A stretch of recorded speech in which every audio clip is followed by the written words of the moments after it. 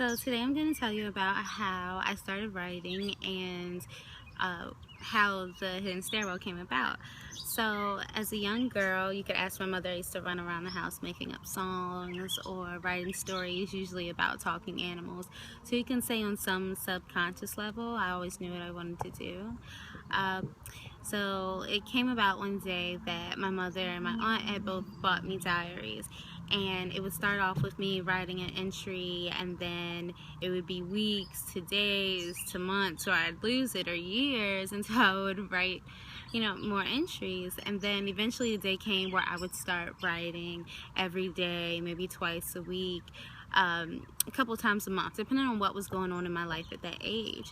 And so I always had this secret dream of putting all of my diaries together and sort of like doing an Anne Frank, clearly not that amazing, but more of like a mixed girl growing up in America.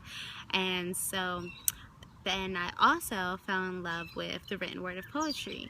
And then I also had another secret dream of writing, publishing a collection of poetry. So I did that, and which leads me to the Hidden Stairwell. Most of the poems in the Hidden Stairwell will say are from high school, but there are some before and there are some after. And when I was in high school, I wrote the poem The Hidden Stairwell, and little did I know it would change the depth of my writing for the rest of my life.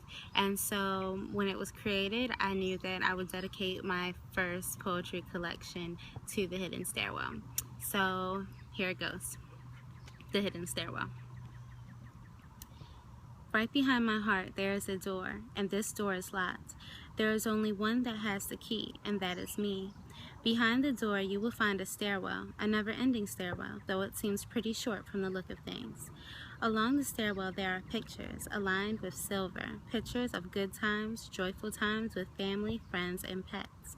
But as you walk further, the frames begin to rust, and those times turn. They turn to frightful, misleading, and dreadful times.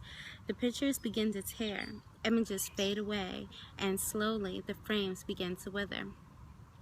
And the stairs begin to creak, the light starts to flicker, and no longer is there a banister, but you still walk further and further until there is no light left at all.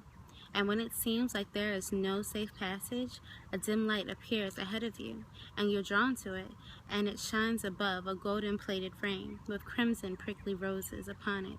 And when you look, when your eyes are actually wide and clear enough to see, you see me. When you look in my eyes, you see my heart, and behind my heart is a hidden stairwell, and on that stairwell is you, hidden from everyone. So that's why I named my book The Hidden Stairwell. Stay tuned.